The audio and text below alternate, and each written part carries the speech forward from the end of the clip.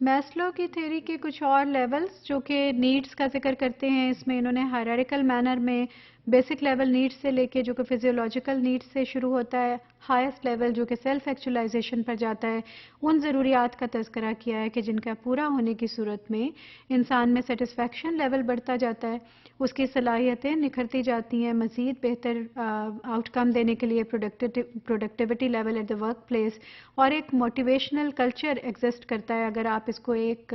Collective approach کے ساتھ اپنی آرگنائزیشن میں انکارپوریٹ کر سکیں۔ تو جتنا کوئی انسان اپنی لائف میں ضروریات کو پورا کرنے کے قابل ہوتا جاتا ہے due to some external support اور انٹرنل اسٹریٹجی، سو اتنا ہی اس کی موٹیویشنل لیول میں بھی بہتری دیکھنے کو ملتی ہے، اتنی ہی وہ ایک کنٹینٹڈ اور ایک سیٹسفائیڈ لائف ہمیں گزارتا ہوا نظر آتا ہے۔ سو اس میں جو فورتھ لیول پہ بات ہے جن ضروریات کی، ان کو ہم اسٹیم نیڈس کے نام سے جانتے ہیں۔ یہ وہ ضرورتیں ہیں جس میں کہ our need to be recognized as special and valuable by our group members، اس میں آپ یہ احساس دلاتے ہیں یا آپ کو یہ احساس ہوتا ہے اپنے گروپ ممبرز کی طرف سے، اپنے ٹیم لیڈر کی طرف سے کہ آپ بہت اہم ہیں، آپ ایک ویلیویبل ایسیٹ ہیں، آپ ویلیویبل ٹیم ممبر ہیں اس گروپ کا۔ تو وہ جو ایک فیلنگ ہے کہ مجھے سراہا جا رہا ہے، میری ایک سٹیٹس ہے، میرا ایک ویلیو ہے، میری ایک ایگزسٹنس کی ویلیو ہے، وہ احساس آپ حاصل کرنا بھی ہر انسان کی ضرورت ہے کہ چاہے آپ اپنی فیملی میں ہوں تو فیملی میں آپ کو وہ ریکگنیشن ملے کہ آپ کی وجہ سے باقی لوگوں میں یہ احساس ہو کہ آپ کی امپورٹنس ہے، آپ ایک خاص مقام کے حامل ہیں، آپ کی ایگزسٹنس کتنی ضروری ہے۔ چاہے آپ اپنی پروفیشنل سینیریو میں ہو تو آپ کی ورک پلیس پہ آپ کو یہ احساس دلایا جائے کہ آپ کا وہاں ہونا کتنا ضروری ہے اور کتنی امپورٹنس کا باعث ہے۔ تو یہ وہ اس سے آپ کی سیلف اسٹیم پہ بہت ایک پازیٹیو اثر اس کا آتا ہے، اور آبویسلی سیلف اسٹیم کو سیٹسفائی کرنا بھی ایک ہیومن نیڈ ہے۔ So positive self image and respect and recognition issues, اس کے اندر ہم ڈیل کرتے ہیں ورک پلیس پہ کہ آپ کا سیلف امیج کس طرح کا ہے، پازیٹیو ہے یا نہیں، آپ کی ورک پلیس امیج کس طرح کا ہے، ریکگنیشن مل رہی ہے یا نہیں، سچ ایز جاب ٹائٹلز، آپ کو کون سا ٹائٹل دیا جا رہا ہے، کون سا ڈیزگنیشن جا رہا ہے، نائس ورک اسپیس، آپ کو کس طرح کا آفس دیا گیا ہے، کیسی ورک اسپیس دی جا رہی ہے،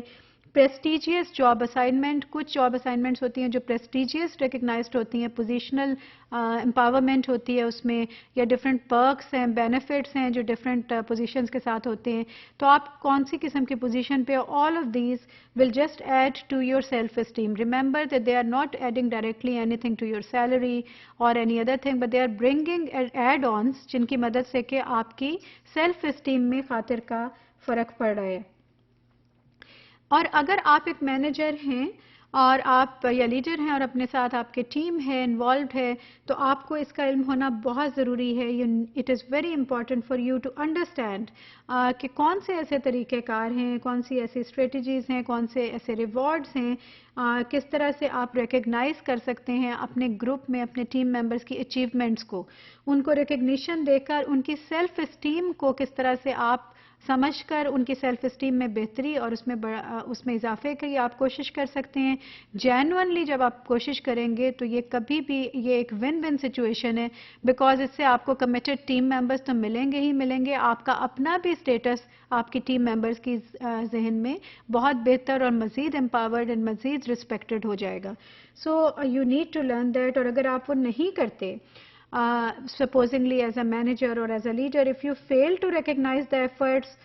and achievements of your team members, you could end up damaging the motivation levels of your team members and even possibly their self esteem. So آپ ان کے سیلف اسٹیم کو بھی ہرٹ کر رہے ہیں، آپ ان کے موٹیویشنل لیول کو بھی ڈیمیج کر رہے ہیں، اور آٹومیٹیکلی ان کا آؤٹ کم، ان کی پروڈکٹیوٹی بہت کم رہے گی۔ سارا وقت آپ ڈفرینٹ قسم کی انکوائریز، ایکسپلینیشنز، ای میل وار گیمز چل رہی ہیں، ادھر کا جواب ادھر، اس نے یہ نہیں کیا تو کیوں نہیں کیا، اس طرح کے کاموں میں جو کہ نان پروڈکٹیو کام ہے اس میں آپ کا وقت زیادہ گزرنے لگے گا، بجائے اس کے کہ آپ ایک موٹیویٹڈ ٹیم کے ساتھ، کمیٹڈ ٹیم کے ساتھ آگے لے کے چلیں جو کہ اپنے کام کو سمجھتے ہوئے کر رہے ہیں۔ سیلف ایکچولائزیشن کا تصور انتہائی اہم ہے۔ یہ وہ لمحہ ہے اور وہ ضرورت ہے جو کہ آپ کو یہ احساس دلائے کہ آپ میں میکسیمم ایبلٹی جتنی ہے آپ اس کے مطابق کام کر رہے ہیں یا نہیں۔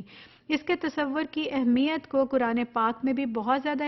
نمایاں طور پہ ہمارے لیے اللہ تعالیٰ نے حکم دیا ہے کہ خدا کے نزدیک تمہاری کامیابی یا ناکامی اس دنیا میں ہونے والی ناکامی یا کامیابی نہیں ہے، بلکہ یہ ہے کہ جس ایبلٹی کے ساتھ تمہیں پیدا کیا گیا اس ایبلٹی کے میکسیمم پوٹینشیل کے حساب سے تم نے اس کو اس دنیا میں استعمال کیا یا نہیں کیا۔ تو گویا ہمارے لیے واضح حکم ہے کہ ہم نے اس کو کرنا ہے۔ یہ کیوں ہے؟ اس لیے کہ یہ ایک بیسک انسٹنکٹ بھی ہے، ایک ارج بھی ہے اور ایک ضرورت بھی ہے کہ ہر انسان چاہتا ہے کہ اس میں جتنی جو صلاحیت ہے وہ اس سے کچھ کر دکھائے۔ تو جب اس کو ایک کمپنی میں ایسا موقع ملتا ہے کہ اس کی صلاحیت کو سراہا جاتا ہے اور اس کو اگر جب وہ ضرورت پوری ہو جاتی ہے کہ وہ ایک ایسے مقام پہ پہنچ جاتا ہے کہ وہ میکسیمم پوٹینشیل کے مطابق اپنی جاب پہ اچیومنٹ بھی حاصل ہو رہی ہے اس کو اور کچھ آفر بھی کر رہا ہے، تو اس کی سیٹسفیکشن کا لیول انتہائی ہائی ہوتا ہے اور اس کی موٹیویشن بھی بہت انہانس لیول پہ ہوتی ہے، جس سے کہ اس کی پروڈکٹیوٹی کی کوالٹی انتہائی نمایاں اور بہتر ہو جاتی ہے۔